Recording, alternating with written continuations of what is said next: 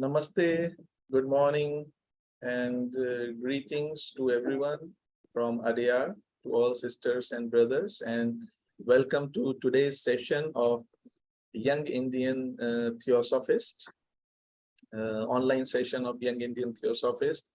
And before we start the meeting, let us all come together in heart and our mind and start the meeting with the universal invocation of that immutable principle in which we live, we move, and have our being.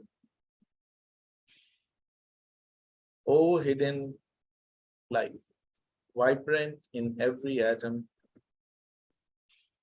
O hidden light, shining in every creature, O hidden love, embracing all in oneness, may all who feel themselves as one with thee know they are therefore one with every other. Yeah.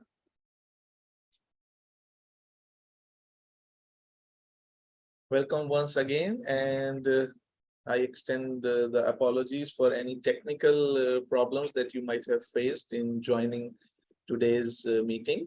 And last time also it happened, and we had to. Good morning. Last time we had to greetings to everyone. Cancel it from Adyar to all sisters. And but this time, with little bit of some effort, we managed to start it. And as you all know, today's subject is a very interesting subject, and all of us might have had some queries or some inquiries, some curiosities on this subject, which is a subject of dreams, with which all of us, I assume, are familiar, at least to see a dream or to feel a dream. But what are the things behind it? What are the things that happen?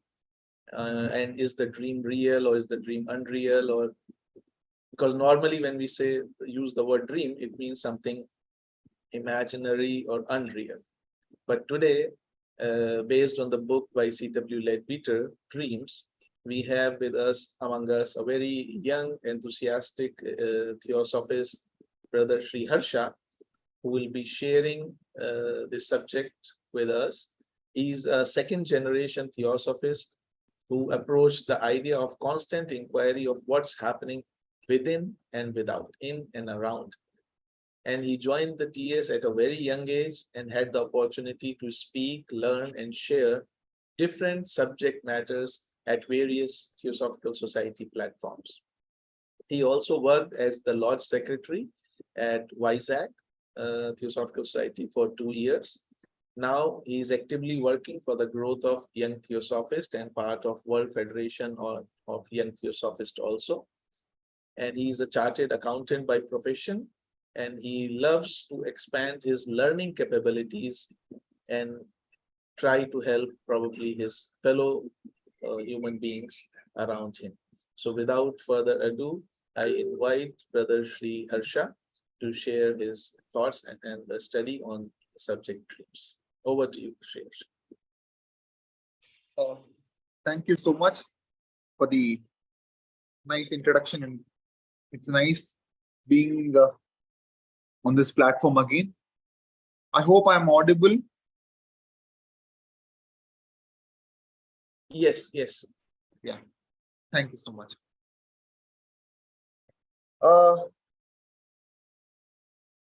Today's topic, dreams. The basis or the genesis of taking the topic dreams is very, what do you say, simple. The only reason behind is, in spirituality especially, there is communication, not just in terms of what's happening when you are awake, but there is a communication that happens when you are asleep. That is really important, that one has to recognize, especially if the student or if the person or the individual is in the path of self-understanding of what is that person in this planet or in this universe. Why? Because spirituality is absolutely simple. You just have to be open to hear.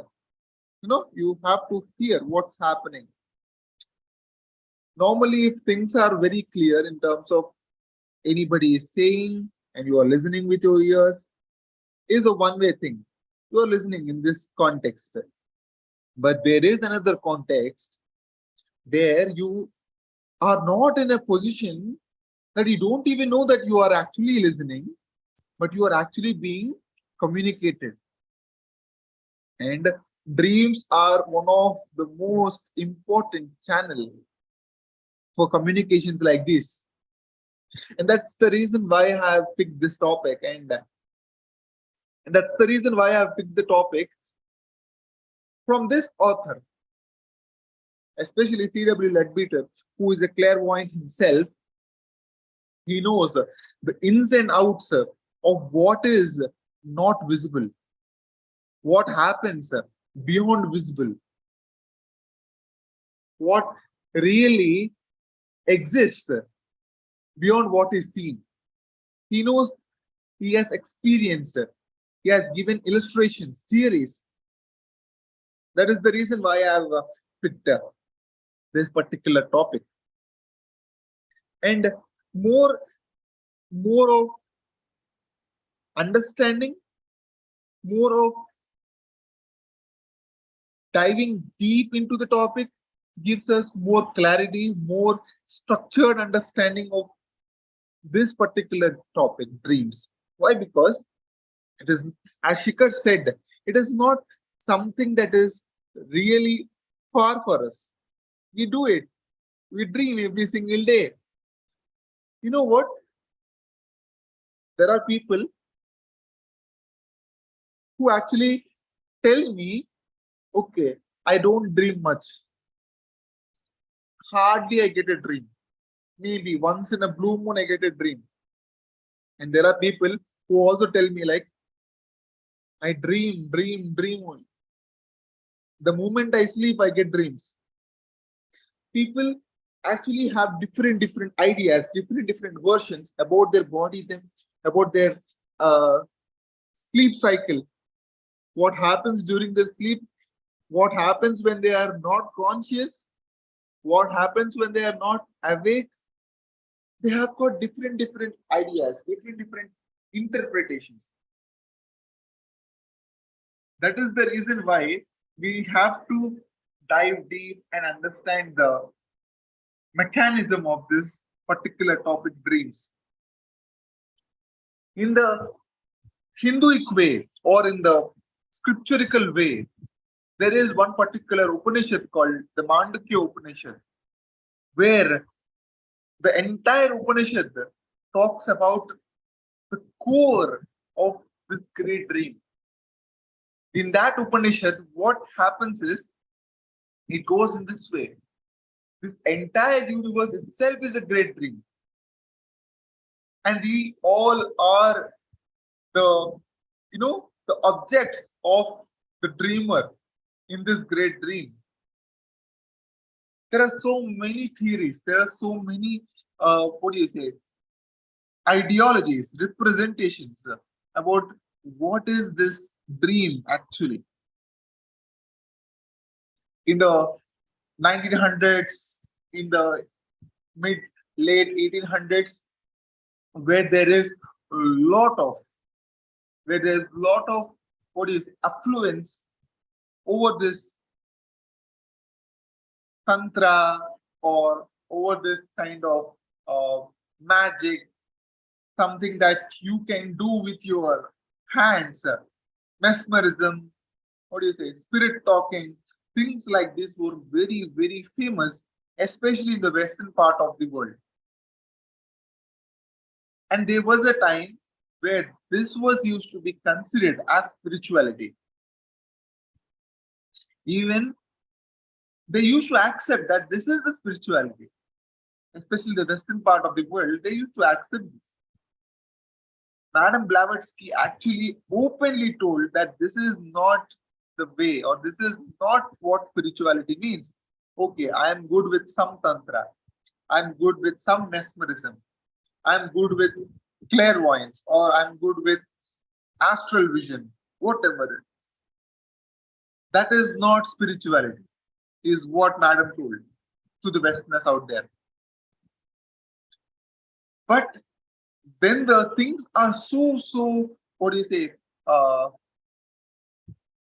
kept in a position where these kind of elementary things have become a great part of the spiritual learning for the Westerners, many psychologists, many psychologists have come researched about the process of dreams. There are so many investigators, so many researchers, scientists, experiments, what not.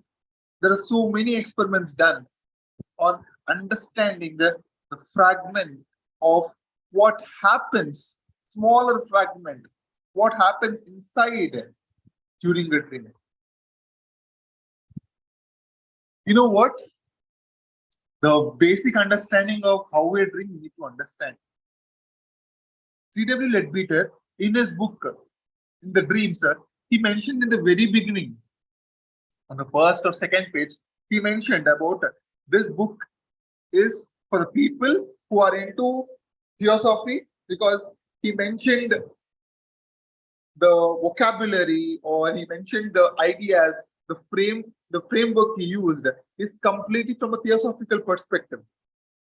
He says in this particular paragraph, as I'm writing in the mail for students of theosophy, I shall feel myself at liberty to use, without detailed explanation, the ordinary theosophical terms with which I may safely assume them to be familiar, since otherwise my little book would far exceed its allocated limits.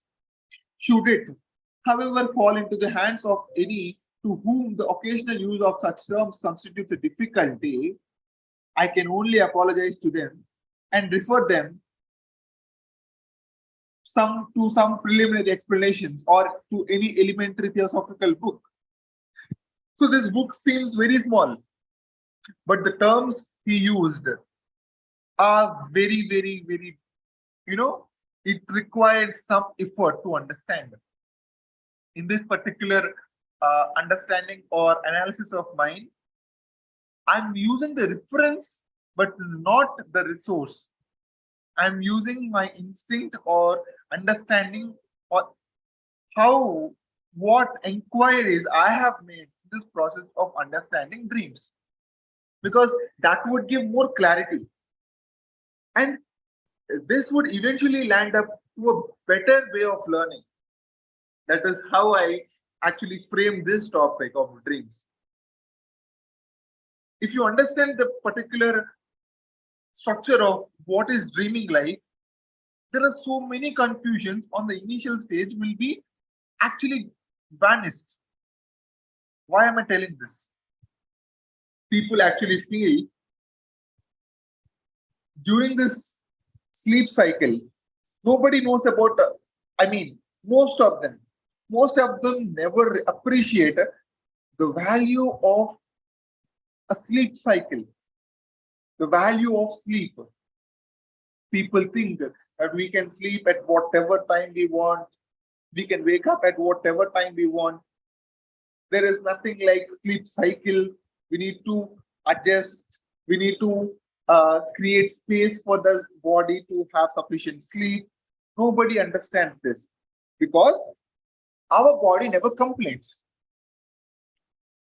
In this particular process of dreaming, there are stages: physical, etherical, and astral. The very foundational stage is physical. One must actually have to understand the genesis, or what is that impression created during the dream and what role my body actually takes. Now, for example, I'm able to talk, I'm able to generate some data or information. I don't know from where it is coming. It is coming. You're able to hear it. But this particular thing is actually a responsibility taken by the nervous system that is channeling information, data, and it is sending to the brain and it is giving signals. Okay, whatever this fellow is talking, the words should come from the signal sent by the nervous system to the brain. Simple concept. There is hierarchy. There is absolute hierarchy in our body. One governs speech. If you know the sense organs, there is so many actions that we are supposed to do, voluntary, non-voluntary. In that voluntary, non-voluntary, every particular organ is responsible for itself. But they all have got a reporting manager. They all have got what do you say? A personal manager. They all have got a client meeting. In the sense, for example, if I'm moving this hand, it is very individual for itself. But I am subconsciously, like my reporting manager, which is the brain, is subconsciously telling the hand, the nervous system, which is ruling this hand, to move voluntarily when the body says. This we don't appreciate because it happens so naturally, it happens so nicely that we don't see the greatness of it. We feel, okay, it happens with everybody, or it is a very natural thing. Why is there something that I have to really look at? We feel in this way, right? Because it has got no effort. It has got nothing to do with what you are like. If you are putting some effort, you would feel the recognition. You would feel, oh, something is there. But lifting my hand like this has got no effort. So I don't really have to look at what is that mechanism, why is this hand moving, what is the brain doing. We don't really appreciate. But for the students of spirituality, especially when an organization like Theosophical Society, who has got one of the core fundamental laws, that is the third law, that is to investigate unexplained laws of the nature and powers latent in man. If there is one particular law like that, the students are definitely encouraged to understand the minutest things of what is happening in and what is happening around me. In the beginning, I have told that dreams can be or could be a potential source of communication. Definitely, they can be a potential source of communication. You know what? Often we feel during the dream, this particular moment inside the dream is absolutely true.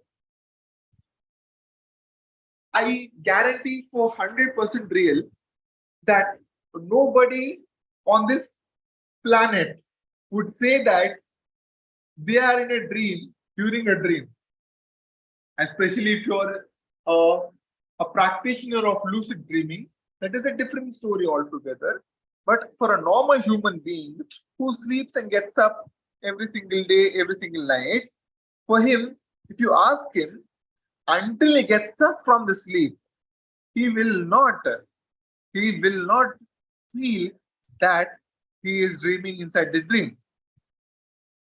But if you ever feel that there is that feeling of dream inside the dream, then you have to recognize what is happening in the dream.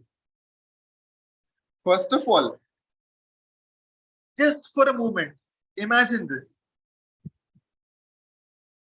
First of all, just for a moment, imagine this.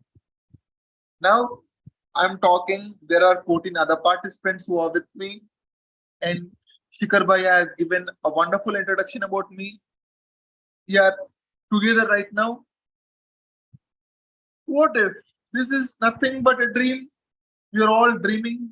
We are having a shared dreaming where we are all have gathered to the same place. We are not recognizing that it is a dream. We are living as if it is a real world or something that is absolutely real. We don't know. We don't know what is illusion and what is reality. That is the glory of this universe. The mysteries that this universe has got is far more by our imagination. We don't even know that this is an illusion or a dream. Even my question makes no sense at times. How can you say that?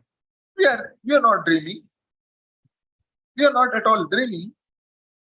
I know people definitely have felt that. How can we dream right now? We are awake. I'm not sleeping. I just woke up. How can I dream now? We never know. As the Upanishad says, we are in a great dream. Vaishvanara, who is the supreme God, in his great dream, we are all the objects.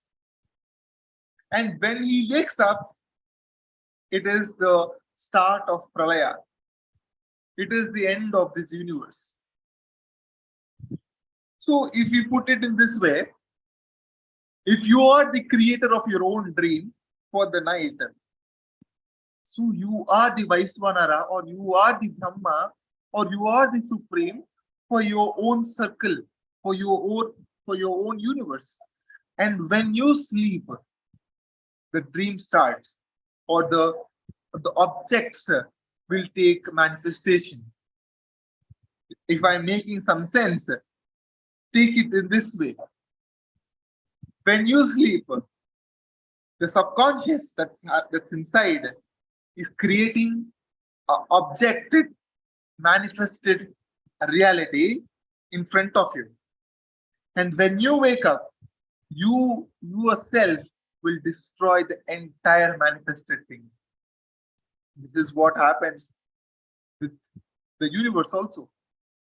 Because individually at a micro level, my dream, when I wake up and when the destruction of my own dream seems very small, very, very petty in terms of what is this universe. He is so huge, so supreme, that his dream is so huge that we are all fit in. Not just we, there are so many millions of galaxies that are fit in. But for us, we are nothing but the object of the subject who is dreaming over there. For us, our dream is created by us the night when we sleep, and we destroy it when we wake up. We don't appreciate that. But this is what happens on a macro level, on a micro level. This is not scientifically true. People might argue, people might defend, but understand the essence of it. Understand the genesis of it. What is the point of arguing in the context of it is not scientific? How can we prove that? There will be a point where we can actually see people's dream on the television itself. There will come a situation, there will come a time. So we can end this discussion actually in the sense of dreams are nothing but an impressions created by the brain. A simple definition. There are so many theories. Sigmund Freud, especially the psychologist, or what do you say, the person who actually created a way in terms of understanding the context of what is dreaming like, what are the stages of dreaming, what kind of dreams that we get, what kind of understanding that we need to taken because of our dreams. If you notice, the kind of dream that we get actually is a source of where to start few things.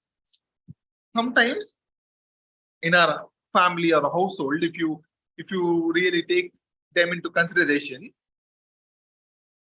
if there is some kind of object, if there is some kind of a scenario in a dream, and if it is not so good in terms of the vibe or in terms of the environment, if there is some kind of violence inside the dream, people actually consult to some scholar or to some pundit priest. Sir, this is what happened in my dream. Is there any remedy that I can do so that I will rectify my life? People are in this way. People, again, I have told that dreams are nothing but it is a manifestation of this brain which is creating images, scanning images that we see consciously, and that is what it is later on showing subconsciously as images. It is one theory. Spirituality, if you are taking into consideration, dreams, again, I have told, are a channel of communication, are an absolute channel of communication. Sometimes people also say that they have been initiated in a dream. If you really feel that not every particle in this planet is available physically with body. If you are able to understand my context, I don't think it is a mandatory requirement or it is a possibility that every particle requires a body. Sometimes it just is nothing but a gaseous thing. It is nothing but a finer gas, which is very fine. And it actually needs some source to communicate. And dreams are a very fine or thin source where it can transmit data or it can transmit some information. It can be a possibility. So there are people who get initiated during a dream and they experience a whole lot of. Hello. Hello. Harsha, I am not able to hear you. Are others able to hear you? Yes, Vimalji. Check your speaker Can screen. someone else respond? Is anybody else not able to hear Harsha? Because I'm not able to hear him for the We last can hear him very 10 clearly. or 20 seconds. We can hear Vimalji. You can log off and Okay, just log try in. again, Harsha. Hello, yes. I think. No, I can't hear you. Okay, Anybody else, please? Is it I problem will in my call phone or somebody else? Vimalji on the phone. You continue, please, Harsha. Everybody, we are also hearing. Okay. If there is slightest disturbances, please let me know. I don't know Can that. someone else help, please? Can others hear Harsha? Yes, we can hear very clearly. Yes, we can hear him very well. We are hearing. Oh, Harsha, please unmute yourself. Yes. I'll call Vimalji and then tell her that, yeah. As of now, am I audible, right? Yes, you are audible. Please continue. Yeah, okay. So where am I? So I'm telling about this initiation that happens during a dream. Students who are into theosophy or students who are into this spirituality, they definitely will understand this value of getting initiated during a dream. Initiation is not something that is so complicated. Don't take it that way. Initiation is nothing but you are getting instructed of something that you are not familiar about. You are actually being taken to a different place in a dream. That there can be instances where you are being put in a position where there are a lot of teachers. You know, that can be a thing. It is not any complicated thing or something that is kept as a secret or something like that. But again, it will not happen frequently. It will not happen like a normal dream. We have to recognize that kind of movement. The problem is, even though there is some communication that happens to us during a dream, we should be able enough to actually recognize that this is actually a communication.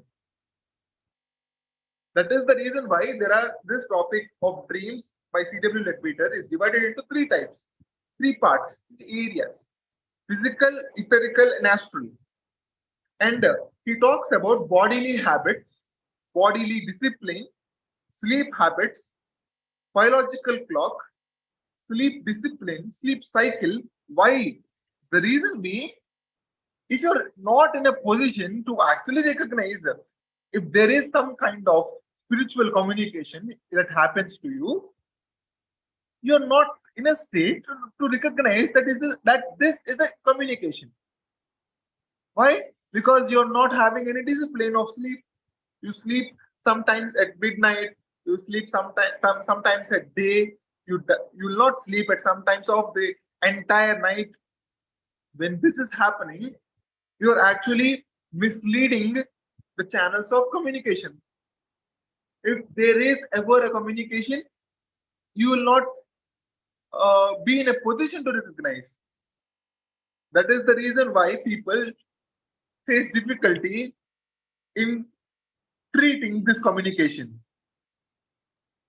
That is real for sure. Why? Because there should be some kind of a practice in the sense of a sleeping pattern. Then only we can recognize what is happening with our body. Our body is not at rest. How can we actually recognize something that is happening inside? If I have to give you some kind of input on this, during the sleep, especially when we start to dream, our body will not move. Our body will not move. There is some kind of enzyme that is released in that kind of state where our body reflexes will not move at all. Just imagine, if we move during a dream also, in the dream we are jumping or you are running and all, here also you will do the same thing. That is the reason. That is how the body is so structurally formatted. During the dream, the enzymes are released in such a way that you are not in a state of moving. You become like a statue. You yourself will not know that you are not able to move. This gives me the understanding or the reason of that during the dream, it is the body that sleeps. It is the body that sleeps, but not the mind. If you are able to understand, during the pattern of the sleep cycle, whatever it is, when you get up, when you sleep, the entire sleep cycle is there, right? In that sleep cycle, the body is actually taking rest, but the mind is not at all taking rest. This is one thing. There is one particular practice that people do. What it is like, you are actually convincing your body that, okay, it is going into sleep. My mind is active. It keeps on affirming. Like, okay, my body is getting into sleep.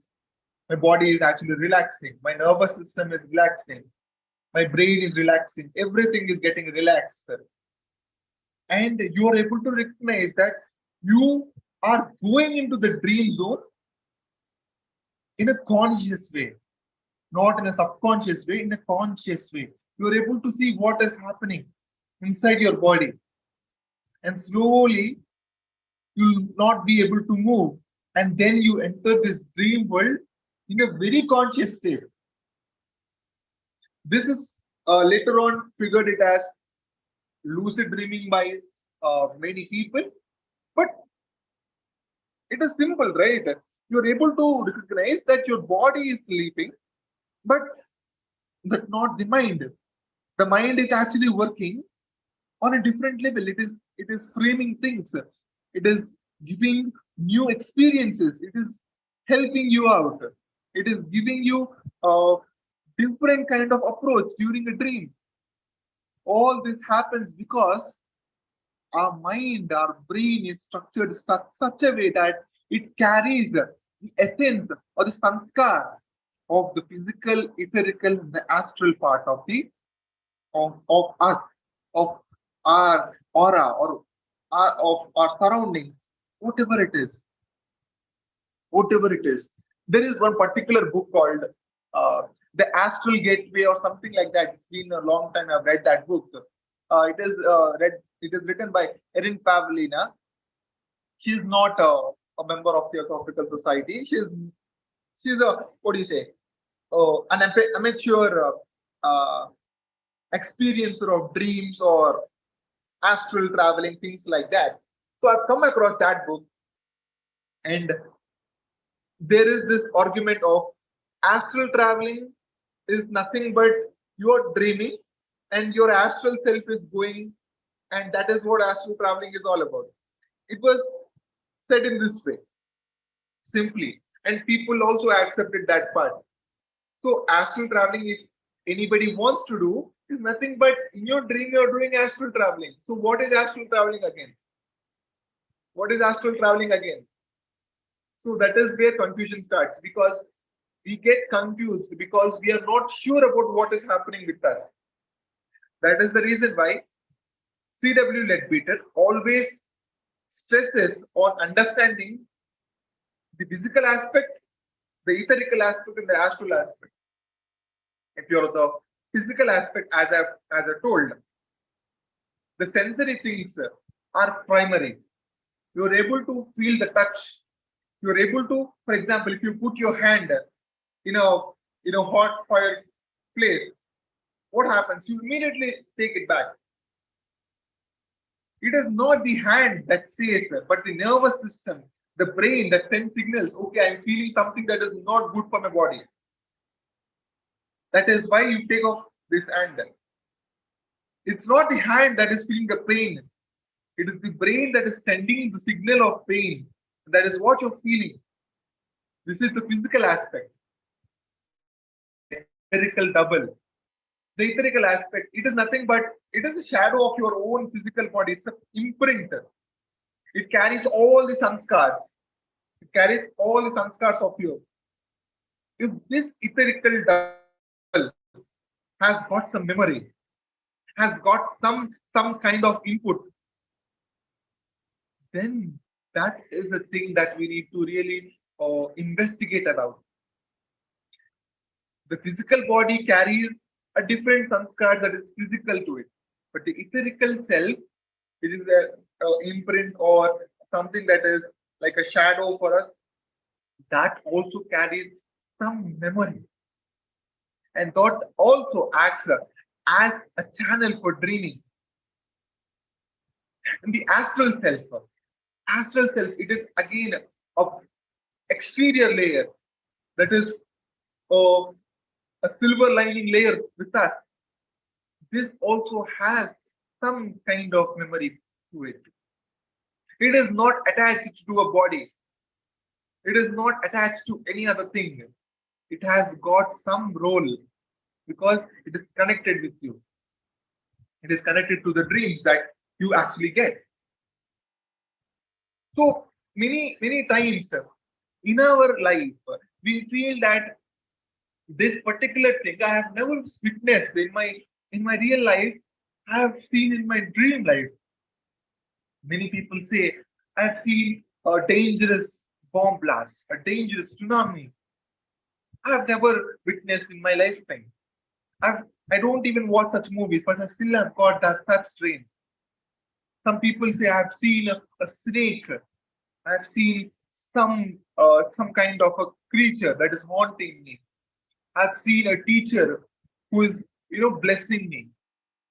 There are so many things that people actually see in a dream, and they recognize in different ways depending upon their own understanding.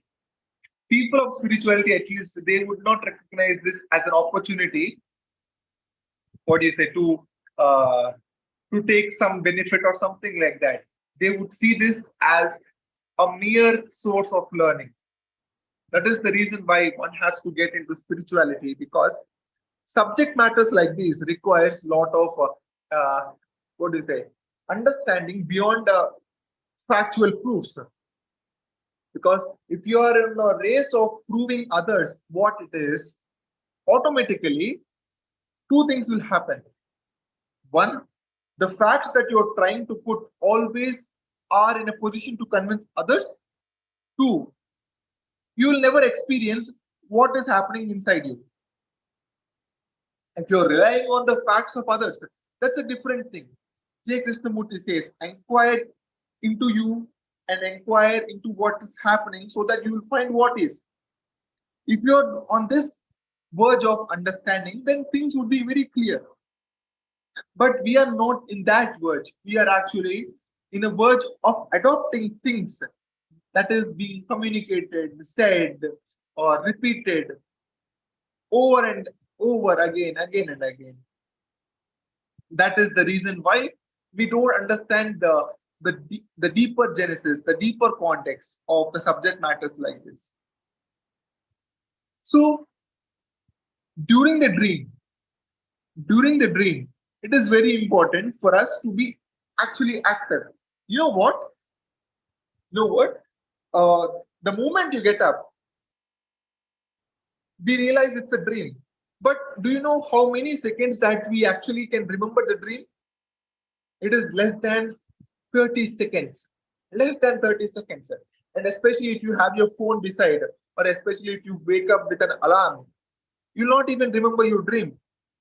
And this people interpret as if that they don't even dream. That they don't even dream. That is how people take it. But that is not the case. You dream, you actually get all the channels in the dream. But the problem is the environment, the physical level, which C.W.Leadbeater talks about. It is not constructed in a well-paced way. If you design your room in a particular way that there is a scope that you are not being disturbed during your sleep, you are not having your phone, you're not having any people around, and when you sleep in that time, you actually feel better, good. In fact, I would feel you will get great dreams.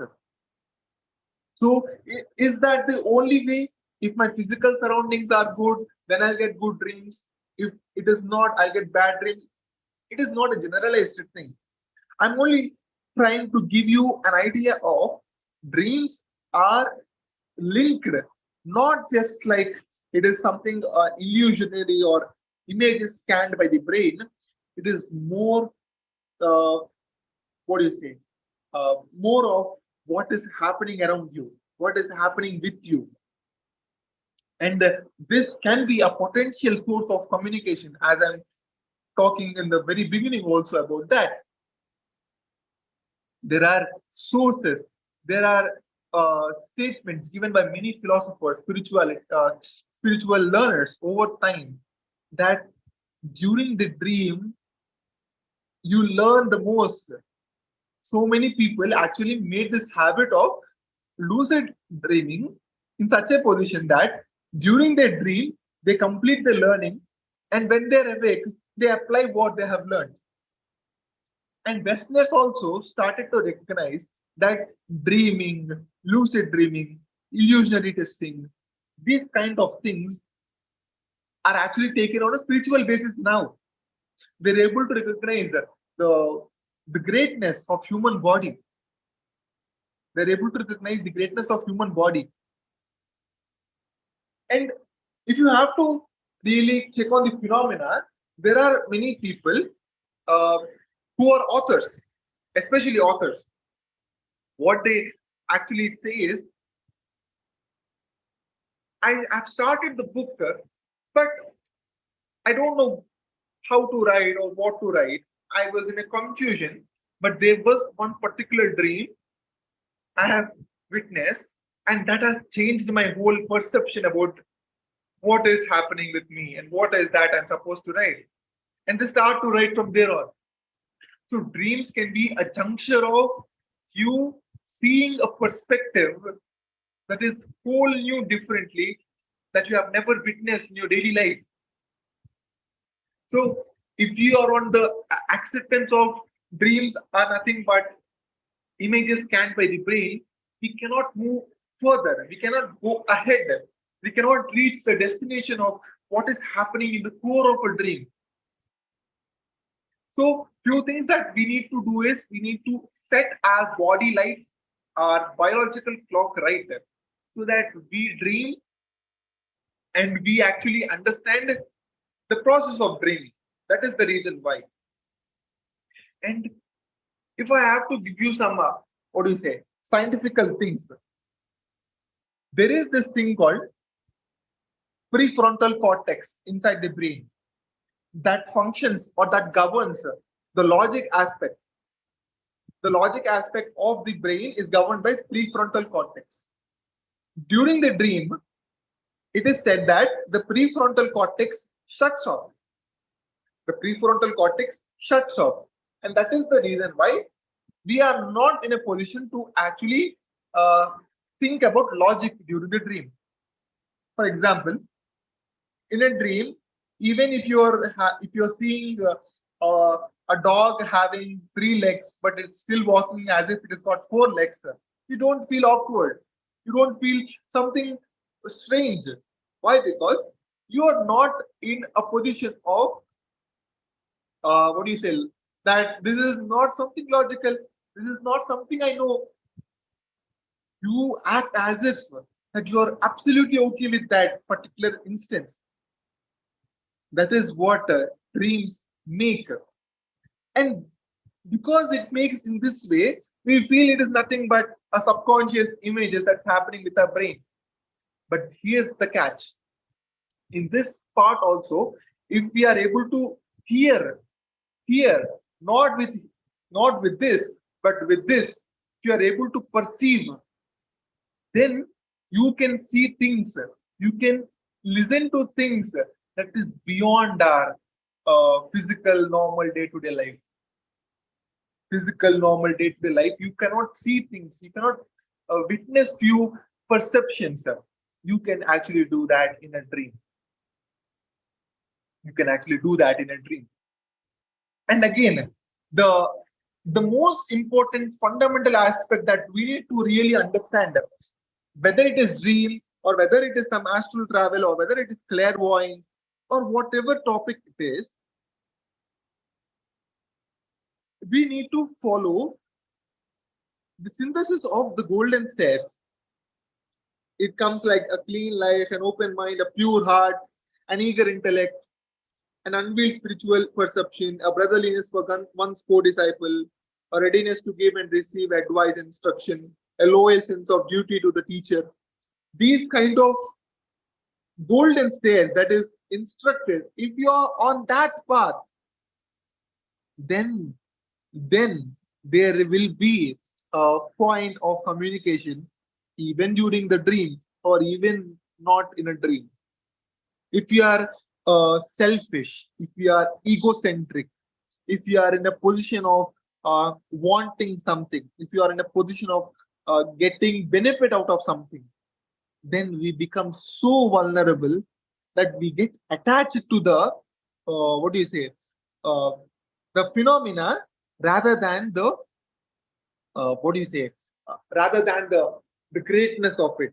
We get more inclined towards having that power, having that kind of I can do this, I can dream very, very consciously. If we are on this line, okay, I'm getting this power, now I can do anything with my dream, then this is no good for your spiritual development. Spirituality comes after sacrifice. If you let it go, everything will come. If you want it, whether it is spiritual power or whether it is non-spiritual power or whether you want it or not want it, but if your heart says that it's okay to leave it, it's okay to let it go, We are all in this planet to serve the brothers of this universe. Then automatically, every single thing that you are actually claimed or actually asking for will be at you, at the distinction of you. You can use it, you will not use it. That is up to your own discretion. Nobody will have any other say. This is what spirituality gives us. Spirituality gives us freedom to give away. And that is the reason why dreamers or what do you say, spiritual dreamers especially, they take their dreams so seriously. Why? Because they find it so like an opportunity for learning, for understanding, for deeper inquiry. That is the reason why theosophical context, theosophical subject matters also have many people who are actually clairvoyants, who are actually dreamers, who are actually well versed with phenomena, but still never used for their own personal benefit. Why? Because they know it is nothing but understanding your body mind phenomena. What is the great big deal? Those who fail to understand that part, as in those who will not recognize the value of spirituality in anything, will actually come or will actually run after the what do you say, the supernatural or something that is beyond physical powers, something like that. Dreaming is no power. Dreaming is a natural thing that happens with every other human being. I'm sure it happens with animals as well. We never know. But in a dream, it is what you actually take that interpretation. If you are in a position of, I have got this object in the dream, what will happen to my life? Things will go in that direction. If you are able to take things as a meaning to your life, as a future calling to your life, that would take a different interpretation. If you are seeking your dream as a channel of learning, as a channel of entertainment, that would take a different direction of your life. So it is the perceiver who perceives the things. The observer is being observed, as JK says.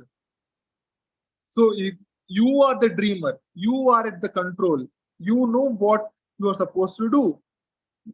If you take things in the direction of it leads to your good path, automatically everything helps. Every dream is a suggestion, every dream is a meaning. If you are not taking in that way, if you are taking it for entertainment, every dream is a source of entertainment. In every dream you can enjoy. If you are taking your dreams for something else, some benefit, those dreams will act accordingly. It is you, the master of the dream. The dreamer who is dreaming has got full control. And when you are absolutely pure, you will eventually attain the control and you can create your dream and destroy your dream at your own will, like that of the macro world or the macro cosmic universe, where the Vaiswanara has, who is dreaming this cosmic dream. And he is at his discretion to destroy the world at his own pace. We are at no liberty to ask him, don't destroy. It is his dream. So he can destroy, he can build, he can rebuild. Again, if he sleeps, he rebuilds. So that is the thing. And if you are able to recognize, okay, this is nothing but a great dream. We feel so small, we feel so tiny. We don't feel the urge of fighting with our brothers. Why? After all, we are nothing but the objects of a great dreamer. Why are we so much in the competition, a race? That is nothing but it is an illusion created by the great man who is sitting on the ocean of milk. So we never know what things are. So I feel the topic why I have selected dreams is to engage a connection of the third law and a connection of spirituality. That is the reason why. And C.W.Leadbeater, being a clairvoyant himself, is well versed with all these things.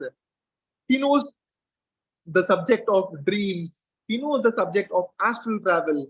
He knows what vibrations, how vibrations work at different levels of subtler levels or higher levels, higher supreme levels. He knows that. And we actually have divided those things very fragmentedly, so that the learner who gets this subject will take this topic seriously. Both C.W.Leadbeater and Annie Besant have researched well on this topic, and there are particular books written by C.W.Leadbeater where he himself says that it is nothing but it was an impression created during a dream, or it is nothing but a clairvoyant image that I saw. So things are not always factual.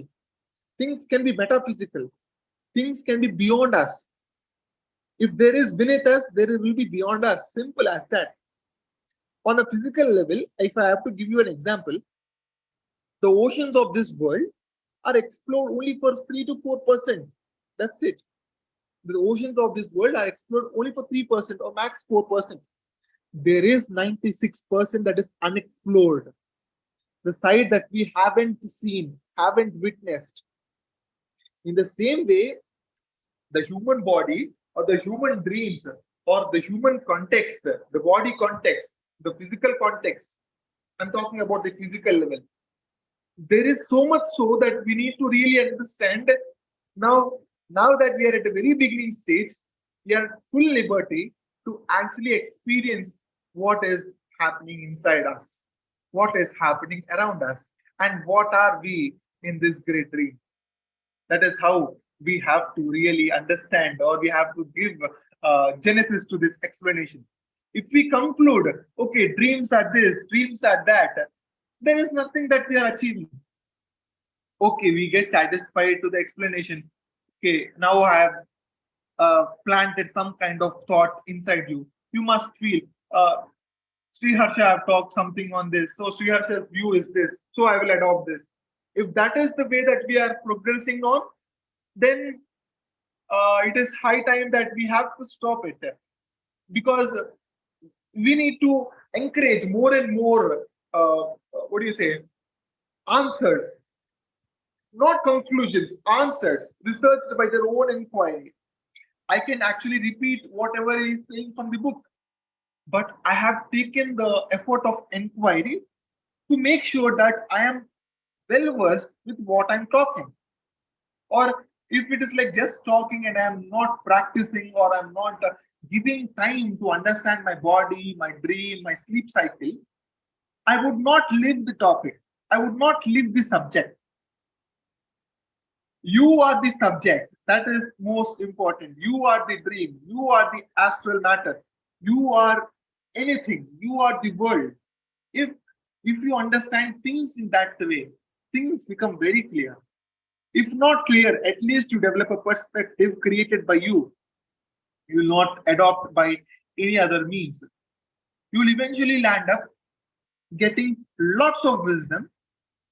It might not be the state of final liberation, but at least you will be very self-equipped that, okay, even if there is some next birth, you will be very equipped with lots of learning and wisdom.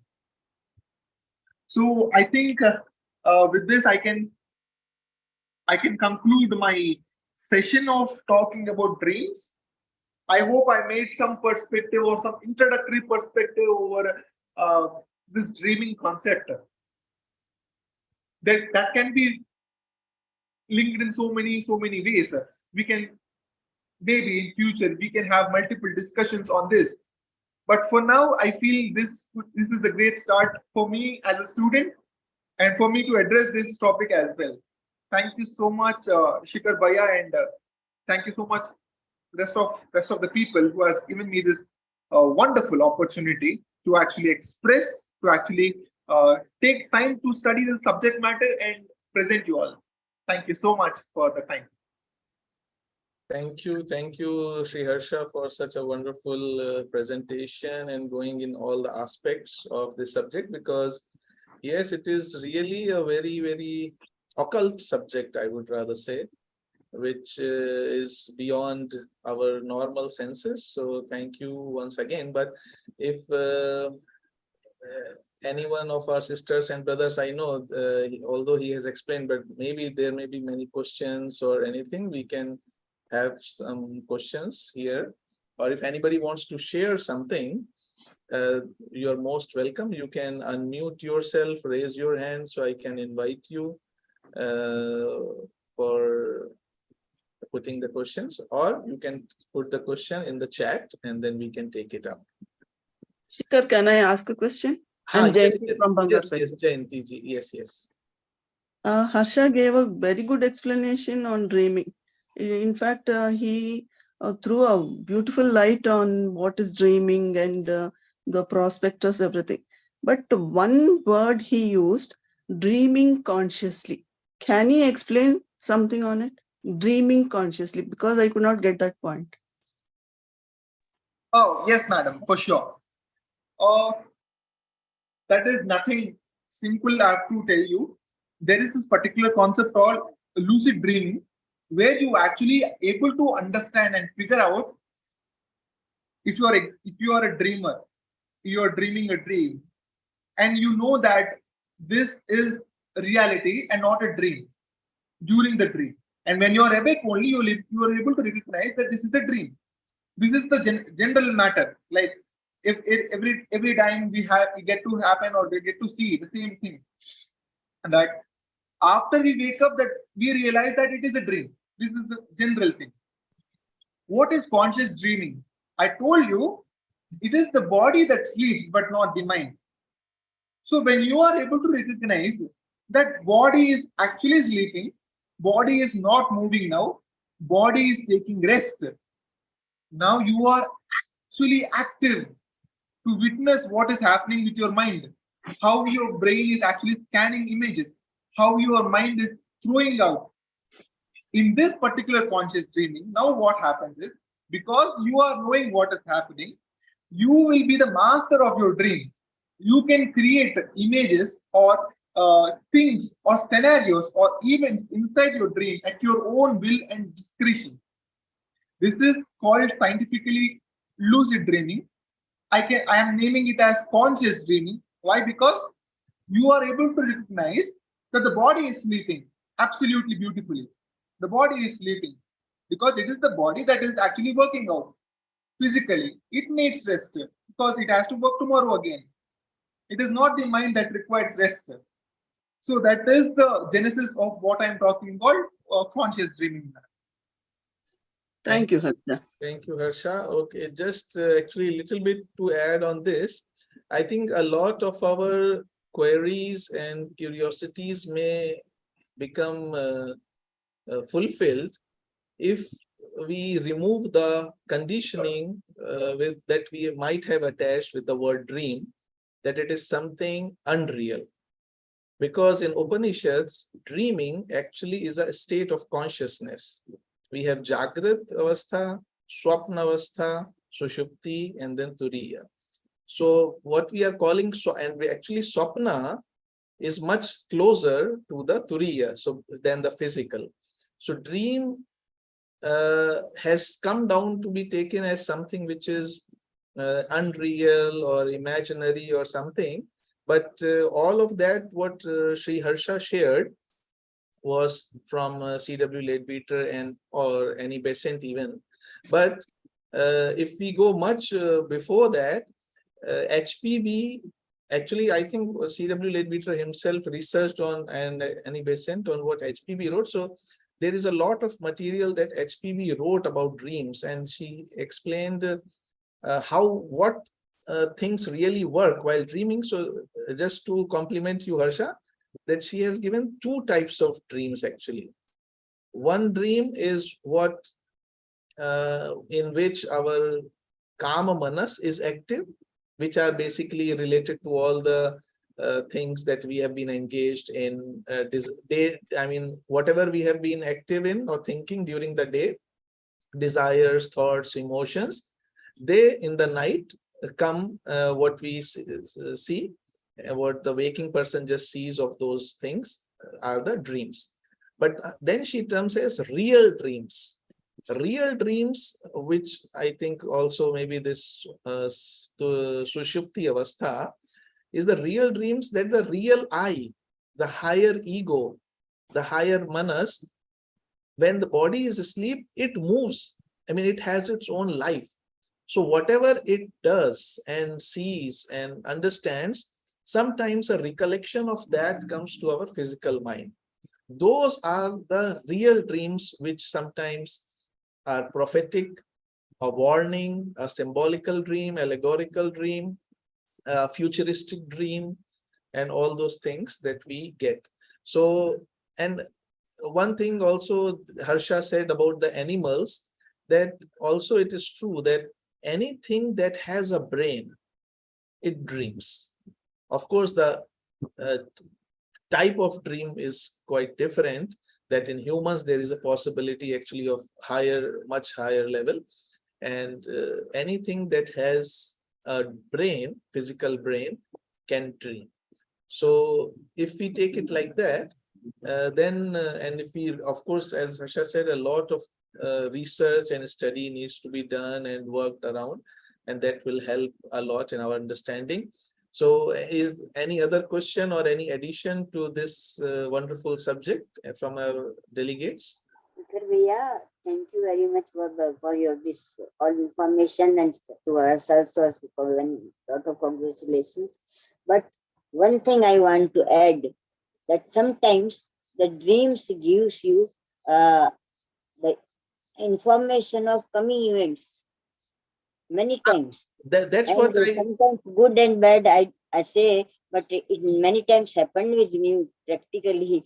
And that's why I'm sharing. that's what I said, Yes, when it is actually. up And prophet. then many times you can't share the events. How can you say anybody that this will happen to you, this will happen to you, this will happen? And it becomes sometimes so difficult to keep them, matlab, to live with them many times. But sometimes they are very good too.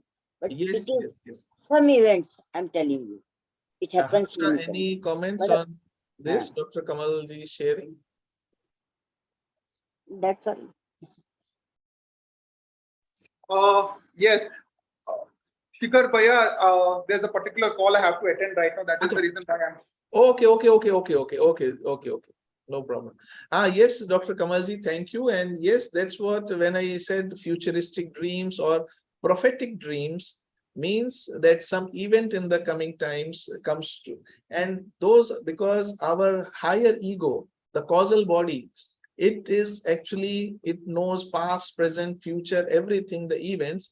So basically, when it is living its own life and we are sensitive enough, so some of those flashes are stored in our brain. And sometimes also happens that you do not remember while waking up, but when during the day you pass by somewhere, you get a particular smell, you meet a certain person, suddenly all that memory of the dream wakes up and you suddenly realize. Like also happened to T. Subbarao when he met H.P. Blavatsky. He immediately remembered all his past lives and all the knowledge that he had, which earlier he did not possess. He thought that. And just with one story, I would like to close, that I heard there was a tribe in Africa or somewhere, or how we say that we have become civilized and people living in jungles or forests are uncivilized. There was a tradition that if somebody has seen in a dream also that the person is being hurting someone or being bad to another person, even in the dream, next morning, if they remember, of course, next morning they would go to meet that person with some sweet or something and say sorry or to make amends. So because as Dr. Kamal said, that it means if some kind of dream is coming, it means there is a seed of that thought or emotion. So to nullify that, that action may be necessary. So I think with this, we come to the close of our today's wonderful session by Sriharsha, and we extend gratitude to Sriharsha for his time. And also to all the sisters and brothers who joined today's session and contributed in it. And let us now all, if there are no more questions, then we would close today's session.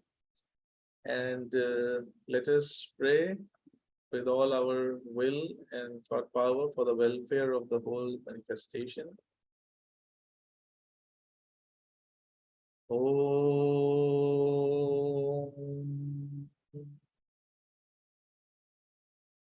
Sarvesham Swastir Bhavatu Sarvesham Shantir Bhavatu Sarvesham Purnam Bhavatu Sarvesham Mangalam Bhavatu Sarve Bhavantu Sukhinah Sarve Santu Niramaya Sarve Bhadrani Pashyantu Ma Kaschid Dukha Bhag Bhavet.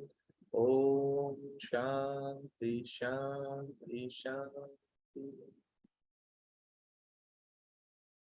Thank you once again, everyone, for joining today's session. See you next Sunday, same time. And if you have not yet registered for the 148th International Convention, please do so as soon as possible because the seats are filling up fast. And the link, if you do not have, you can message me. I can send you the link individually. Otherwise, I have shared in most of the groups. So see you till next time. Namaste.